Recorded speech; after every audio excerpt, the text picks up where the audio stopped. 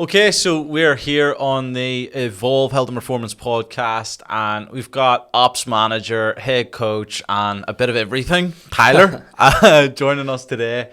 Tyler's been in the business over 5 years. He's seen everything, starting out right through to our growth, our expansion, and about basically what we're about to move into next. So Tyler's got an abundance of wealth of knowledge, wisdom, practical tools, strategies, and tips to help you unlock your health and fitness results on a level that you didn't think possible. Tyler is responsible for some of the most head-turning transformations you can imagine and has dedicated himself to becoming the best coach he can possibly be, and that is demonstrated in high quality work, high level standards, and just someone that really sits on the same side of the fence as our clients, and that to me is completely invaluable. So we're going to run through a list of questions. We're going to play a bit of ping pong here with these questions, and we're just going to see where this goes, and we're going to have a bit of fun with this. So very informal, but very much what you can expect from listening to this is, I suppose, practical tools to move forward beyond where you currently are, a little bit about our story, our challenges, and then I suppose a little bit more on the business aspect, because we know we've got a lot of gym owners that follow us and watch what we do, and we want to really be able to give them some sharp nuggets that are going to help them, project and build their fitness businesses so that they're stronger and they feel more connected to them. So I suppose we'll go with the first question, really, T, for you, and that is, what would you say your biggest business lessons are over the last 30 days? Well, man, I mean, the last 30 days, as you know, have been a bit crazy for us anyway, and I think a really, really important thing whenever it comes to the business is how important our hires are. I mean, especially with Zoe coming in and her showing her potential, being like a junior coach, and us maybe taking other options on and maybe having oversight on just assuming maybe then people are just fit for the job without a bit more due diligence with that individual. So definitely having a look at how we train our coaches as well. Yeah. So what would you say to a gym owner that was making a new hire? How would you look at that process? Yeah, man. Well, I mean, I know we spoke on it earlier on as well, and I feel like having sort of a tiered system, an interviewing system with potential coaches is a great way to start. I feel like definitely bringing in fresh blood as a coach is the way to go rather than a more experienced coach. And I know people think, well, why would you not want an experienced coach in your gym? And I think the pure reason is complete hunger for a young coach that wants to be the best coach possible and sort of puts their ego aside for clients. And I feel like the way that we want to interview coaches, yeah, so I completely lost myself there, is to start with bringing a pool of potential coaches into the gym. From there, we give them a couple of sessions within our gym where we oversee that, and they shadow our product and shadow our coaching, maybe let them coach a wee bit alongside of us, and then you pick from that cream of the crop, and then you bring them in for an internal interview and scale them up that way. 100%. So, I mean, what would you be looking for in a hire then? Is probably a good question. I mean, if I were to look at them, I would like to look at them as an individual first before you're looking at their S&C badge and stuff like that. I want to see someone that has passion, someone that has a real care for the craft and care for the clients. And then, of course, behind that is someone that's reliable, trustworthy, hardworking, and isn't afraid to have hard conversations. I think they're really important things to have to be a coach, especially whenever you're dealing with clients. We have to have hard conversations with clients all the time. That I know whenever I first started coaching, I really struggled with that because, as you know, I was a complete introvert at that stage. Complete introvert. I don't think I spoke for the first month. And then one of the team said to me, "You need to fucking speak or you're getting fired." And I was like, okay, that says no more. Thankfully, I'm still here 5 years later. But yeah, I really think it's important, man. Awesome, that was really good. I think for me, biggest lesson, we just look at the team culture and you look at what you're hiring for. I think a big mistake that founders and semi-private operators face is trying to build a coaching team is trying to herd cats at times. Yeah. And it's not easy. I know we are great at developing talent. We've made some absolutely incredible hires. We've developed some incredible coaches in the industry, and you can fall victim to, like you said, looking at someone's CV, taking them for the time they've been in the industry, taking them not on what their actual values are, not actually doing a bit more due diligence, like you said, based on bringing them in for a bit more of a slower interview process. getting a feel for them on the gym floor. What's their appearance like? What's their tonality like? Can they control a room? Coaching one-to-one's very different from coaching small groups. So a lot of things around that. And then I suppose for me, it's, you go behind the scenes then, and you go a layer deeper, and you look at the SOPs and the communication cycles that we have in the business, and you look at, well, you're saying that's being done, but then actually there was a lot that would, the paper trail. A lot of gaps. So for us, I suppose if you're a semi-private gym owner watching this, one thing that we're introducing at the minute is Discord, and for us that gives me and the team a consistent overview on all things within the business, so we can always see client communication cycles. So for example, let's say Tyler's on my accountability, I can hop on a 10-15 minute Zoom call with Tyler. I can make sure that Zoom call is recorded using Fathom. I can then upload the notes from that call directly into his Discord channel.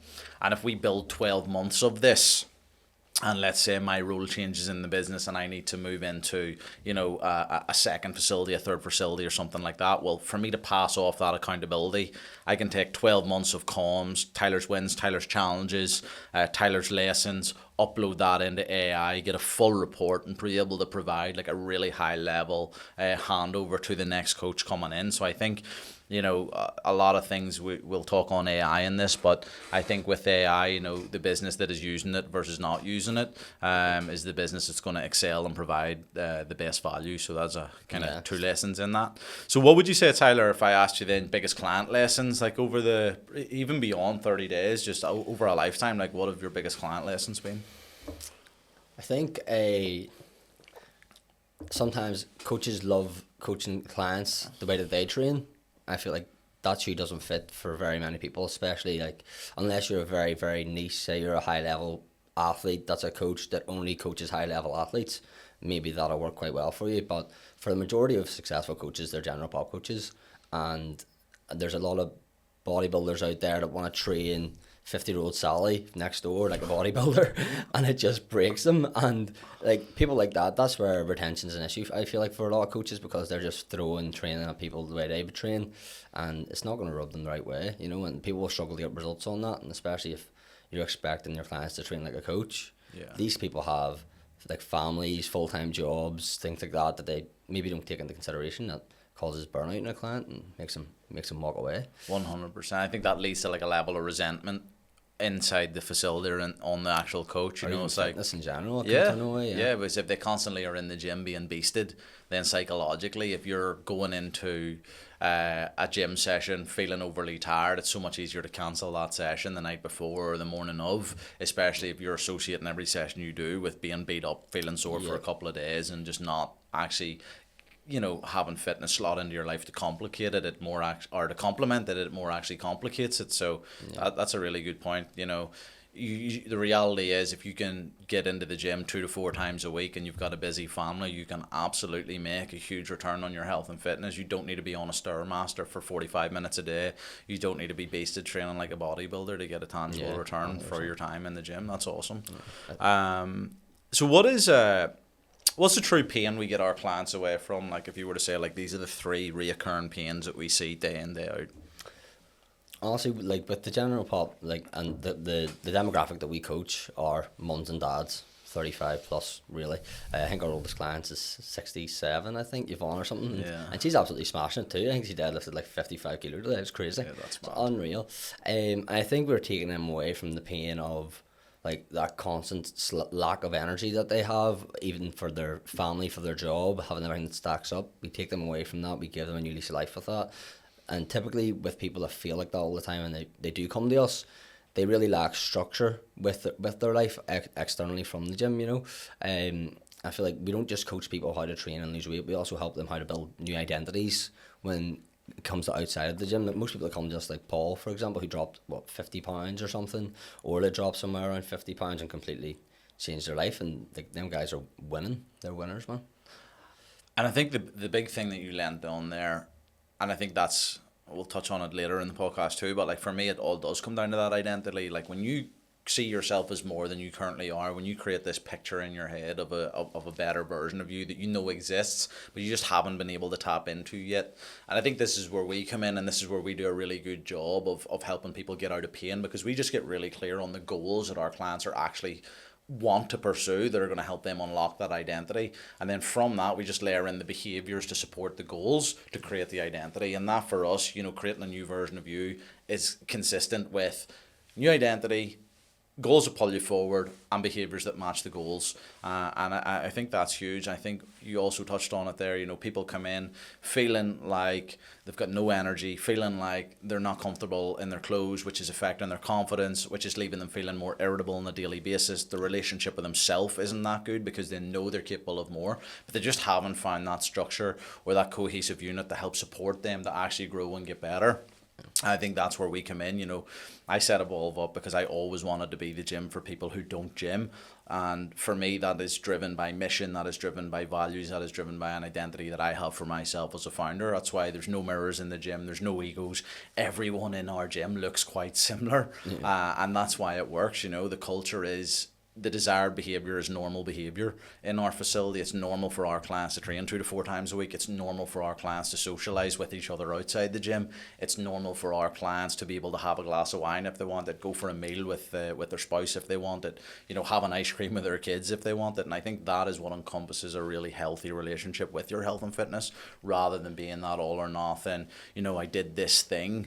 Like, if it's something that you did, you're further removing yourself away from the facts of this is part of a healthy lifestyle. Whereas if it's something that you just do and it's part of your identity, that to me is where you really break down the negative behaviors associated with starting and stopping, and it just becomes way more autonomous for you, and it's just normalized. And that's something that I really love about what we do. Yeah, absolutely. So what would you say is the true cost of people that are struggling with their health and fitness that aren't able to build that identity for themselves? Well, I mean, it's like it's a choice of suffering, really, isn't it? It's like you continue to suffer the way you are and things only get worse, or you suffer short term and you sign up with someone like ourselves and completely turn your life around. Like, I really think it's that simple. I like being very straight line with things, especially with clients, and like the cost with you not coming to something like us or any other SGPT facility that cares like we do is sort of staying in that valley of despair and that pit, and just reeling.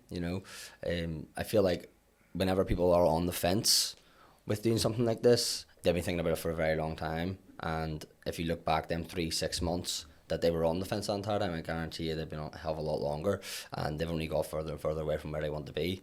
So if anyone is watching this and they're on that fence, they should probably really consider having a conversation and just entertaining something, and getting on the ball with it. Totally agree. That's a very good point. I think what really surprises people when they first walk through our doors is just how friendly it feels, how safe it feels. It feels, it's a lot more high end than what's out there, because that's been curated for the reason of every single thing that we've done has been built around the Gen Pop and creating an experience, creating an environment that people actually don't mind going to.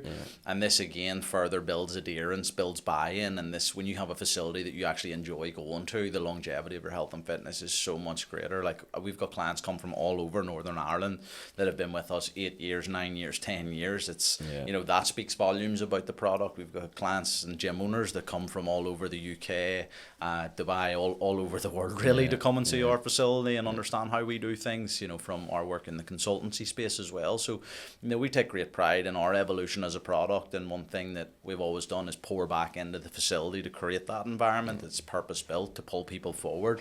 I mean, I was literally speaking to Laura today, and she was actually speaking on how nice the facility actually is. And then she asked me how long I've been here, and I was like, it was actually 5 years in February there, and see the amount of versions of Evolve there have been from year one to now. There must have been about 5 or 6 different versions, just refining the product every single time to just make it the most incredible space for the members. And that's why we get the reaction we do when people walk through the doors, because obviously all the windows are blacked out and you can't see it. And I know what a lot of people that have never been to a gym picture a gym in your head right now. It's Evolve is nothing like it. When you walk through indoors, you're like, what the hell is this? But it feels very different. It feels like somewhere that you actually could belong. And I think the one thing that the facility being curated in the way it does, like, especially for our people, like, a lot of our clients are the ones that didn't bring their PE kit to school, like that. It's that kind of vibe. Or and I think when they come in, it's a facility that gives you hope. And that's all you need. You just need a little bit of hope, and someone else that believes in you, and someone that wants to put that hope into your fitness journey, and wants to wants to guide you from point A to point B, not trying to jump you from A to Z and throw a million things at you and see what sticks. For us, it's very much a curated process around where you are right now, identify the gaps, identify what you want your end goal to be, and really just like plot that course for people, not just with your goals, with your nutrition, with your behaviors, with the support system, with the check-in system. You know, it really is a process where we do leave no stone unturned. Like, it is, again, easy to say, harder to do, but it's something we do take great pride in, and I think that's what we're known for, is our standards are of excellence, and that is always going to be kind of our DNA. Like, even before we were the gym that we are now, I always believed that's who we were. You know, my identity has always been of we're the best, and it's because I fully have believed, like, with pure passion and conviction, that that's who I always wanted to be in the industry.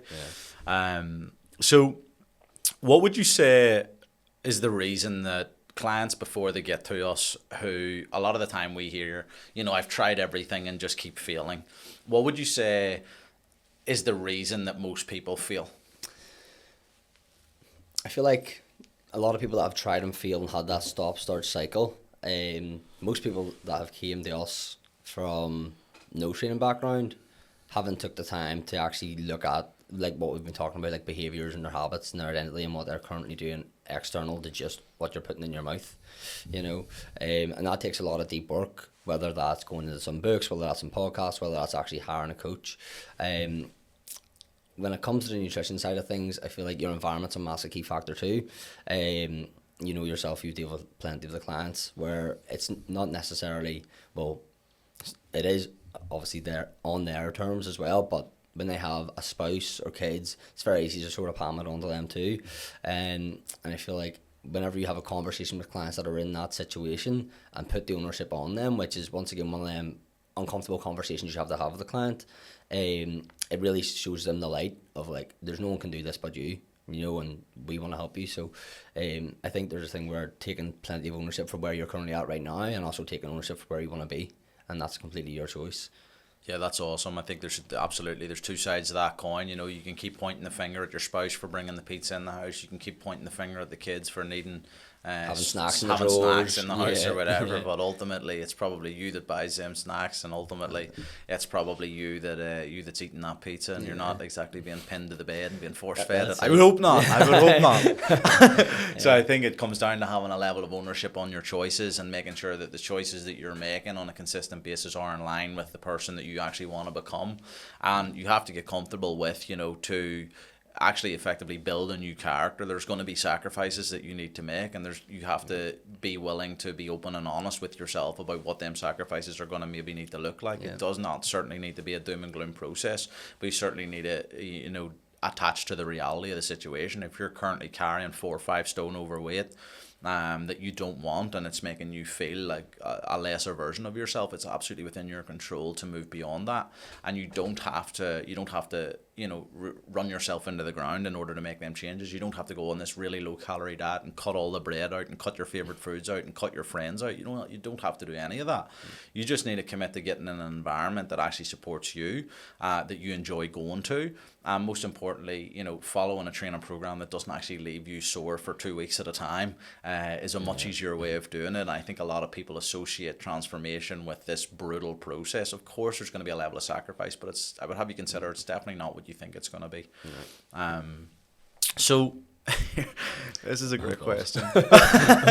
So what are you willing to have a strong opinion on that others won't? It's a good one. I definitely feel like that Ozempic jab. Now, obviously, there's mixed reviews on it. People hate it. Like, as coaches, people love slandering it online. But I feel like using the right way for the right person, it's an amazing thing that like science has brought us. You know, like, how many people out there are like so overweight that they can't get to a gym, or it's affected their mental health that much that they actually can't bring themselves outside. You know, people like that suit the bill perfectly, get their weight down, get their confidence up a wee bit, and get them into the gym and actually start layering in like the healthy habits and behaviours that we always preach to our clients about. Like, I feel like that's a great stepping stone for them, and I feel like it's a great tool, absolutely. But obviously on the other side of the coin, there's people that like celebrities that maybe don't need to be using that, but they're broadcasting on Instagram that they're using it and I'm in this shape and creating these false narratives in people's heads, which can be very toxic. So I feel like for me, it's a great tool that can be used for the right individual. Yeah, I would be inclined to agree with that. I think it's something that we're actually currently building a case study out with a client at the minute, who's using it's not Ozempic, it's a different version of it. But I think for me, I look at it like if this is a tool that's going to build your confidence and that's going to work alongside your health and fitness routine, layering in better habits, better behaviors, I think it can be effective. I think with anything, there is very much use, misuse, and abuse. Yep. I think if you lean into the fact that it's use and it's being properly monitored by the doctor, you're looking at blood work, you're doing your homework on it. You're actually looking at your nutrition and building them habits rather than just shoving the same things into your mouth and keeping the same habits there. 100%. You're not looking at this to kind of put a plaster on a what do you call that, tape and that app? Have you ever seen that? No. It's like, you know, if you break your window in the house with a football, you're not going to try and put like a wee plaster on it, you know. And I don't think it's that at all. You know, you have to address the bigger issues, like how the window gets smashed. So and that's always going to come down to like, well, how did you get to this place? Well, it's because of this, and this. So when you start breaking that down, build more self-awareness around your health and fitness. Like, it's just a really good foundation to build from. And that's a really interesting topic. Here's another great question. So what have you experienced that gives you permission to help your niche? Well, I mean, I'm 5 years in the game now, and I don't think there's a type or variation of human being that I haven't coached with our demographic and with the demographic that I train with one-to-one. I mean, what have we had? Like crush victims, burn victims, cancer patients, like broken bones, steel rods in their spines, eating disorders. I mean, the list goes on and on. So really I wouldn't say necessarily that I have a niche. I love to be an expert generalist. That's what I would love. I love being that, because people like to say it's like a jack of all trades, master of none. But no, I would much rather have very good knowledge across the board so I can help as many people as possible. Rather than niching myself in. And I think with the demographic we have at Evolve, that's gave me that, because they've given me so many challenges and so many topics that I need to go and fix and touch up on over the years. Just give me the ability to help everyone. 100%. I would always say, like, you learn your most and you become the best coach from your most challenging clients. Yeah. And I think Evolve has definitely presented lots of challenging clients over the years. Like, our heaviest client, I think to date, was maybe 30 stone. We got a remarkable transformation with that person. Like you said, cancer patients, burn patients, people who have been crushed, double hip surgeries, back surgeries, you know, you name it, and we've pretty much dealt with it, and it's dealt with in the same way. It's very much about making sure that these people feel safe, they feel heard, and that they feel like we're sitting on the same side of the fence as them with an arm around them, but also not afraid to tell them what they need to hear. And I think that's why we do get so much buy-in from clients, because you know, they respect us and they respect our honesty, and that to me is super important. And likewise, we respect their honesty. We respect our clients that tell us what we don't want to hear. Effectively, that's how we grow. That's how we get better. That's how we refine and deliver the best product possible. Yeah. I think for me, what's given me permission to help my niche, I suppose for me, it's been very much about, I know what it's like to feel hopeless. I know what it's like to feel lost. I know what it's like to feel like you can't make change. And for me, that's kind of the whole identity of Evolve, is like, we will help you create change regardless of your start point, regardless of what you've done before, regardless of what your perception of health and fitness is. And we're going to completely 360 that and create a version of you that you absolutely love. And that's something that I've done in my life as a father now, as a partner, as a business owner, as a team member. And for me, I'm very proud of who I became. And that's came from doing a lot of deep work. It's came from having the right conversations, having putting myself in rooms where I'm uncomfortable, investing heavily in myself. I've invested hundreds of thousands in my education, my personal development, and that's something that I'm just so passionate about, because it just translates into not just our product, but the people we get to help. And that's something I really pride myself on. Mm-hmm. So how does our system differ from others? I mean, our system is constantly evolving, like, excuse the pun, but literally, I think every month or 2 months we're constantly refining our systems into something new, whether it's front end, whether it's back end. It's constant refinement for us every single month, and I just don't think there are other facilities that are that much into their systems in the background as well as the front end to ensure everything is straight line, everything's super easy for clients, and everything's as efficient as possible for us as coaches so that we can deliver the best product. Where do you think that comes from? I feel like it comes from just us having a look, just constantly oversighting from the team meetings that we have. I mean, we have multiple meetings per week. We have full team meetings per week. We have team calls every month. We are constantly in communication with each other as a team, as well as the clients who always give us honest feedback as well, which makes it crystal clear what we need to work on, and we do at the drop of a hat, because we don't leave any stone unturned there either, you know. Yeah, 100%. I would say if I was to describe us behind the scenes, it's just like a level of obsession. It is, yeah. It actually is. It is. Every day on WhatsApp, it's just bing, bing, bing, bing, bing, screenshots, and it's heavy. It's heavy. Is, but I think that's what makes a great product and a great business. Like, you have to care. You have to want to refine these things. You have to have a passion for what the knock-on effects are going to be when you do make these refinements. And that for me is something I've always loved to tinker with things. I've always loved to break things, recreate them, make them better, lean into technology. It's a consistently evolving industry, and I always want to be at the forefront of what the absolute best methods and practices are. And I think that's what's always drove our growth and development as a team, as a product, as culture, you know. So this is an easy question for you, like, but what makes a great client? What makes a great client for me? I was going to say it's coachable, but it's very straightforward. I mean, what does coachable look like to you? A coachable client for me is someone that's really honest. I think honesty is like one of the most important things for me. For them to communicate with me when they're struggling, what they need help with, and being very direct with me. Someone that is optimistic and that can have that vision for what they want to be, you know. Obviously I'm going to help them with that, absolutely. I feel like whenever I have an ideal client, it's someone that I see in myself and where I was too, you know. Whenever I didn't know where to start, whenever I was starting to train in my room, like afraid to go to the gym, because that's 8 years ago now, and these people that are very skeptical coming in, and to sum my perfect client up: honest, reliable, consistent, speaks their mind, and that would be if I ever run down four words. Yeah. Tell me about that bedroom training. I started in my bedroom too. My wrists were the same size as my shoulders when I started. Man, were you drinking Mammoth? Yes, mate. No, it was like the weight gainer. Three scoops. When they were this size. Yeah. It was like a square thing, wasn't it? And it filled up your shaker, like basically filled it up, like man. Soil. Yeah, man. Like compost. Literally like sand. And no, the reason I started training in the first place, and started in my room, was I remember I personally wasn't in a very good place, didn't really like how I looked, how I felt, confidence was very low. We lost someone very close to us, and I was just pretty much in this pit of despair, sort of out every weekend, burying my head in the sand. And I had a friend who, I'll not mention him, but was in the exact same place, like partying all the time, didn't really have his dad around and was sort of struggling, and he'd went off and just dispersed from the group, started training, and I seen him about two and a half months later, and just completely different energy, completely different vibe from the guy.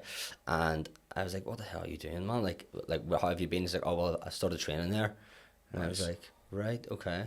And then I went home and watched a load of YouTube videos and was like, right, okay, well, I'm definitely not going to the gym, so I'm just going to sit in the house here and do as many chin-ups as possible, as many dips as possible, as many press-ups as possible, as many sit-ups, and done that for about 30 days, and then plucked up the courage, got the local forum membership at the leisure centre, and literally from there, man, it's just been go. It's completely changed my life. Unreal. That's class. So would you say to a guy that's maybe watching this, or a parent that's watching this with a kid who's maybe struggling a little bit, like, how would they get their kids started in today's world? You know, what advice would you give to someone like that? Well, I coach younger clients. I mean, I've got a young man on now that's 13 years of age, and it's amazing how many I used to coach that youth football team, which was amazing too. And I think starting your kids in something like that young, because it's so easy now. Like whenever we were younger, it wasn't there. It was just for meatheads, you know. And there's nothing wrong with meatheads, by the way. I love them and I love watching their training. It's great. I train like one. But I would honestly tell them to, if you don't have the confidence to step into a gym, I would definitely recommend at home, for me, bodyweight training to build my confidence up. and see your own progression before stepping in there is absolutely something you should step into. And maybe consider speaking to a coach, coming into a private space, or even just reaching out to a coach and having a conversation for help, because we are happy to help people via Instagram DM or Facebook Messenger. You know, like, we're not there just for money. Like, I'm definitely not here for monetary reasons solely. I'm here to help as many people as possible. So 100%. yeah, and if you're a parent, definitely shop around gyms. I mean, for us, we absolutely will cater younger individuals that don't have that stepping stone or aren't confident to get into that open space. We want to help. Yeah, definitely. 100% agree with that. That's class. I think big thing around that, like what makes a great client and Evolve, is someone that's maybe had success in other areas of your life. Maybe you've been a great mum, maybe you've been a great dad, maybe you've built a company, maybe you've did really well in your professional career. And for a lot of people, I know the people that are watching this have probably put their body on the back burner at some point. And it is very difficult to get yourself out of a rut when you find yourself in one, when you don't have the knowledge, the skills, the plan, the support, the accountability to make things happen, to really create change. And I always say to clients that sit in front of me, I'm like, say for example, it's a doctor. Well, you know, if I was to go and do your job with no formal training and just trying to wing it, it would not be long before I left that place very quickly, feeling overwhelmed, out of my depth, and just went back to what I was doing. It's exactly the same thing for the clients that we work with. You know, you'll typically come in feeling overwhelmed and don't know where to start, but that's where we come in. Our job is to give you the best possible plan, the most individual support, and most importantly, making sure that you feel space, or you feel safe, seen and heard, and that plan reflects where you want to go. And that's something that we do I think it's something we do better than anyone, to be honest. And our results reflect that. I say that with complete honesty and integrity. I mean, it's like going to the optician, right? I go to the optician, I don't want to be told I could have glasses, I could have contacts, or I could have laser. I want to be told what the best thing for me is. And it's like, if that is go and get laser, then well, that's exactly what we're going to do. And that's the way our clients, for me, our ideal clients think. They just want that best solution. Here's what it is. Here's what to do. Let's go. And I think that for me is what makes a great client. Someone that's willing and open to take the advice, to implement the advice, and to watch the transformation happen because they trust us. You know, we've got over 10 years in the industry. I've set up over 30 gyms for other people. We coach coaches. We coach personal trainers. We coach gym owners. We coach, our main bread and butter has and will always be Gen Pop. But we do it so well that we attract people from all over to want to learn how we do it, you know. So rest assured that when you come through our doors, you are in the safest hands possible. Can you tell me a recent success story, and maybe a little bit on like the personalized approach for that client, how that looks? Yeah, I think I'll use Paul, man, because what he's done is incredible, man. The guy's in crazy shape, and he's like, he looks insane. 55, man. He's in better shape than like 90% of my mates. It's crazy. Fact. It's crazy, man. I think like Paul as an individual is a very, very driven individual, as you know, and I knew from the first conversation that I had with that guy that whenever I give this guy these systems and this plan, he's just gonna go. You know, he's just gonna go. He just had that demeanor. You know, he was very high up in his job. But I was about to say it there. I just would expose his company, but he's he's very high up in there. And when you come from that background as operating as like a CEO, when you meet with like minds like us and we give you that plan, it's so easy to follow because it's so straight line. And pretty much from our consultation, we built out his customized plan. I knew exactly what he wanted from it, knew exactly what areas he wanted to work on, I knew exactly what he was struggling with previously and where I'd been before. And I think it was a half an hour conversation. Let me do my work for 2 hours to 3 hours, built out his plan, had his nutrition with him, had his training with him, had the sessions that I wanted him to do over the next 30 days there, had his next 30 days target set out, and he went and absolutely toasted all of it and came back wanting more. Yeah, that's unreal. I think that's the thing with our clients that are like that. They're quite analytical. They want to see the data. They want to see how it ties into their life. They want to understand how they can like slot it in so it does complement their day to day, and that's absolutely incredible. Like Paul has absolutely been dialed and does look better than 99% of coaches. Never mind just our mates. He's crushed it, and I think that's something I love. You know, we could give so many different success stories and different people. I suppose because you've given Paul, I could give who will I give? I would give an old client of mine, Jess. Jess was probably one of the strongest females I've ever worked with. And one thing Jess actually came to me about, you're talking probably 10 years ago now, but Jess came to me off a article I wrote, a blog post on Slimming World. And she read the blog and was like, I need to go and speak to this guy. So Jess came in for a consult, built everything out, laid everything out. And I just love training with her. Like anything I said to do, she did. Everything even there was weights that she was lifting, like she was deadlifting 130 kilo and stuff, which is nuts for a female. Like, and I think my biggest thing of like, I was so impressed. Plus she used to bring her French bulldog to the gym called Hobbs. What a legend of a name. But she actually got up to the point where she was able to swing a 36 kilo kettlebell for 50 reps, and unless you have done that coming from absolutely no background in health and fitness, no background in training, pick a 36 kilo up kettlebell and try and swing it for 50 reps and see how many you get, you'll just realize how impressive that is. And that's something that I love. You know, strength is for everyone, it's accessible to everyone.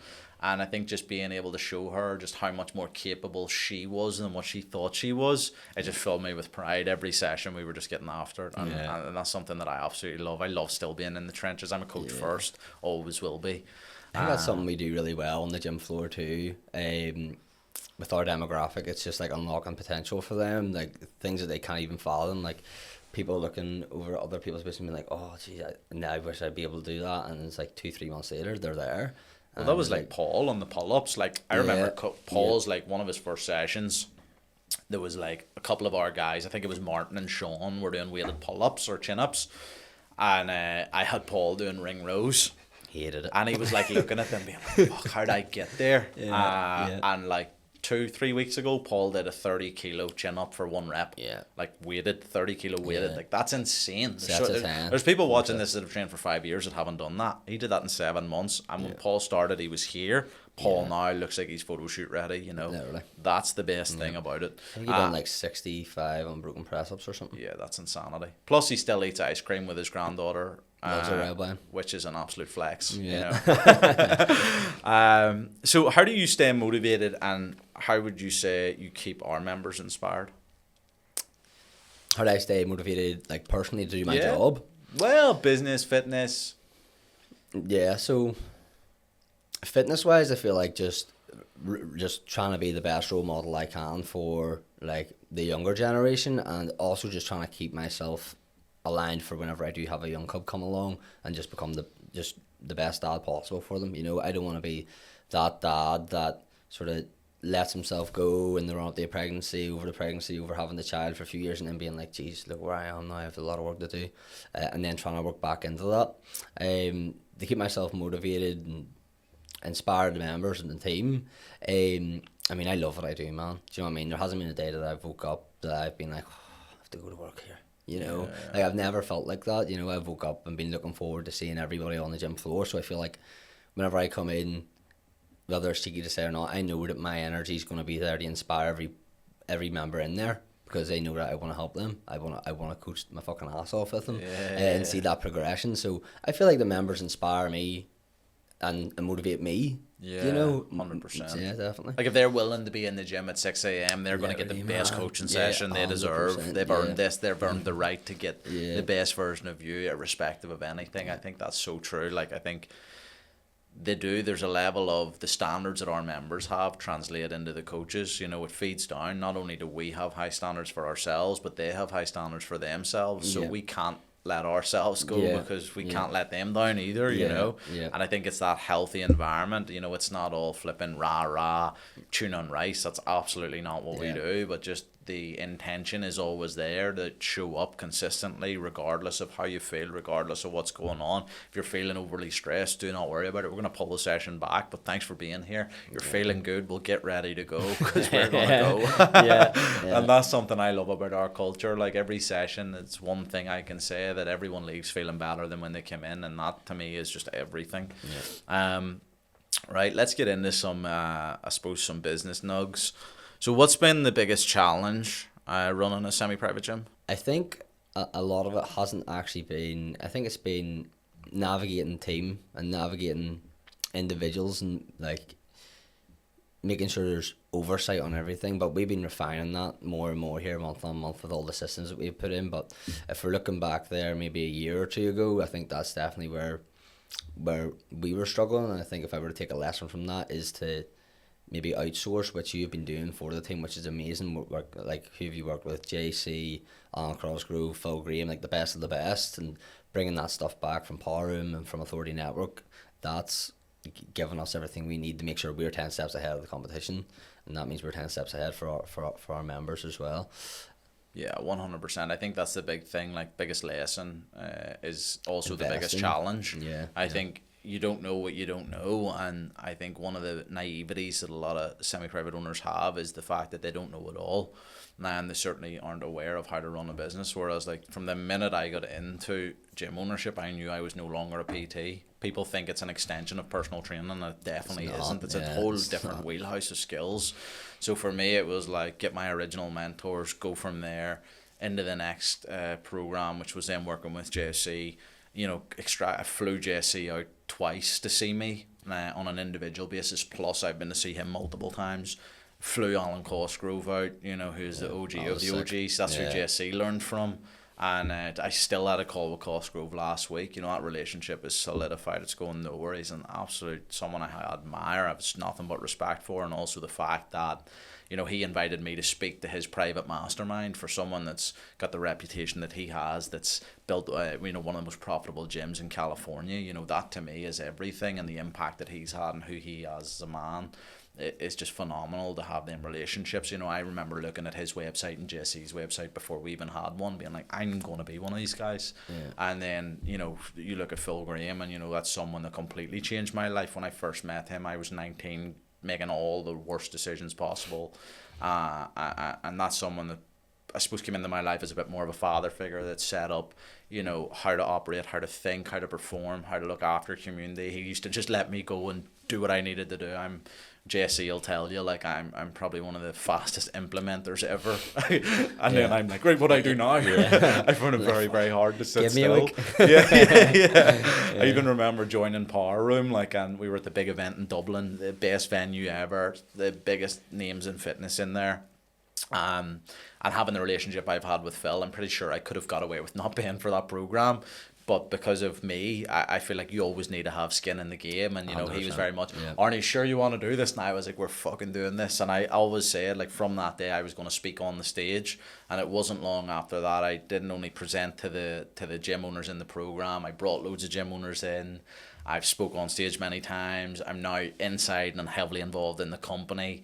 And that's just the evolution of the product and the evolution of the man as well. You know, it's just constantly about growth, constantly about helping other people, constantly about having a bigger impact. And I think that's been for me, just always trying to extract that knowledge to move away from challenge to get toward what's on the other side of it. Because if you're in a semi-private gym at the minute and you're dealing with any kind of challenge or obstacle, understand that, one, it's temporary, and two, what's on the other side of it when you get a handle on it. Like, if you're dealing with challenges, and a lot of guys that stay in that procrastination, it's like you have to ask yourself, you know, like, why are you not taking action? Like, why are you still sitting in procrastination? Why are you not looking for the fix? Why are you not having the conversations? Can you describe a moment when you realized the gym was more than just a gym? Yeah, that's easy, man. It was before I even became a coach. Like, obviously I trained at Evolve, in and out, dipped in and out quite a bit. Like, a few grillings. You know. But I just remember being in one of the sessions, or was it like a small seminar or something maybe we were doing, that my mum had brought me to, and I was just like, fuck, these guys are not just PTs. Like, this is way more than just coaching and lifting weights. Like, there's so much more to this. And I think it was, like, what shone through the most was the amount of care and the amount of time that went into everything to deliver what was being delivered. You know, the conversations I was having with yourself and Jack were really inspirational too, and like wanting the best from me, for me personally, like, gym shit aside, and that actually made me want to be a coach from being within Evolve too. Like, so it's just a really, really inspirational place, man. So you just see the impact of what a great coach and a great operators and people who genuinely care. Like, you can't fake what we do. It's not possible. You know, we've churned thousands of transformations. There's a reason for that. It goes beyond the physical. It's very much the psychological as well, and that's something that we absolutely love about what we do. I think when did I realize it was more than just a gym? There's so many big moments I could give on this. I suppose one of the more crazy ones was when we sent some unbelievable transformation clients. So I have a great client that owns a flying school, and we were taking people up in airplanes all day, and we had just completed a transformation group, and they thought that was the prize. And all of a sudden the helicopter appears out of nowhere, and we take a couple of the winners in the helicopters to the Sleeve Donard for a nice celebratory lunch, and then the helicopter comes back. Like that to me was just day, I was just madness. Crazy. We had Bentleys in the gym, chauffeured plants to the Galgorm. We've did so much. We've had so many like holy shit moments, and that's something that I am going to continue to do from our retreat in Portugal as well. I think I'm kind of the originator of big gym events and big gym community. And I'm only going to keep growing that, and I'm going to keep thinking outside the box. So I'm not quite sure where I'm going to go next, but rest assured, if I'm going to do something, I'm going to do it bigger and better than what's been done. So what would you say then the head role, or the role the head coach plays in a semi-private gym? I mean, obviously, at the minute there's a lot of hats for us all to wear. Yeah, I would say you're not just. I wouldn't say you're a head coach. To be fair, I'd say you're more of like an ops manager. But what would you say the role of a head coach is? I think they're definitely the head of the team to make sure that all of our clients are happy. I think oversight on accountability, making sure our clients are winning, oversight on our program, and make sure everybody's catered for and everyone's individualized. And as a head coach as well, it's your job as well to upskill as a coach, and also project all of that training and learning onto junior coaches and upskill them. I feel like a massive thing to have in team from every individual that's in it is to make sure that we're all trying to teach each other something all the time, so that the team's evolving together. Definitely. Yeah, I think that's a huge thing. I think teams get stale when learning gets stale, when leadership gets stale. Yeah. When that entitlement kicks in, when coaches maybe see a gym that's generating 60 to 100 leads a month, be like, that's going to be easy for me to do. Why am I here? And it's like, okay, go and give it a go. Yeah. I've seen a lot of people come through the doors that have tried that and failed and fell on their face. And it's not to put anyone off that, but I think being just a single one-man band is a very, very lonely place, and there's no scale in it, there's no progression, and there's very little growth. And you think about the average coach trying to go to 10k a month. Well, the minute you get there, you've got your tax, your VAT, you're gonna need to make a team hire, and then all of a sudden you start to look at the bigger picture on things, and it's not just quite as lucrative as what you thought it was going to be, on top of dealing with the consistent stress and pressure of it. And I think there's a lot inside the fitness space, especially, where a lot of people think it's going to be easy, and it's far from it. It will challenge you on a level that you didn't think possible, and it's going to make you hit a gear that you didn't think you had in you either, especially like we're first generation coaches, and not just in the online space but in the semi-private space. And what I mean by that is the people that originated this are still operating. Nobody's quit, nobody's like packed it in. The Mike Boyles of this world are still running, the Cosgroves of this world are still running, and I think that's what's fascinating about it. It's still an ever-changing game, and no one's quite figured out the jigsaw.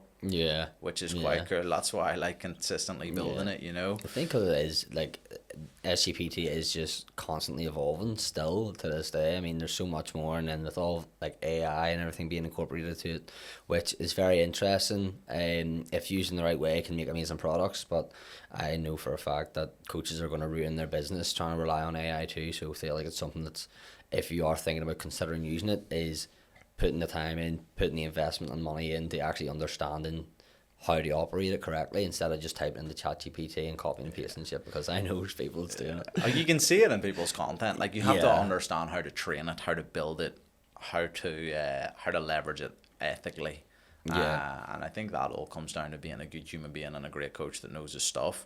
So what do you see as this is the last question, by the way, what do you see as a future for SGPT? There's a couple of different options. I feel like with what we're doing, that is very, very interesting. Am I allowed to talk about that on this? No. Okay. It's got an NDA on what our next move is. Yeah, cool. So I think you can talk about what you're interested about. Yeah. No, I feel like with SGPT evolving, I think from a business perspective, to coach as many clients as possible and produce the most results possible, I think having that open access space with your SGPT is definitely going to be a valuable option for people that do have that, whether it be like an angel investor or something, that you have that expendable income to be able to put that money in and take that big hit. I feel like that's definitely a route that I could go. It's going to serve everyone. I mean, it's the cycle of life with clients too. You know, SGPT falls out into the open gym space. Maybe they want to come back in. It's like evergreen. It's an evergreen business model, obviously, for a lot of people. Totally agree.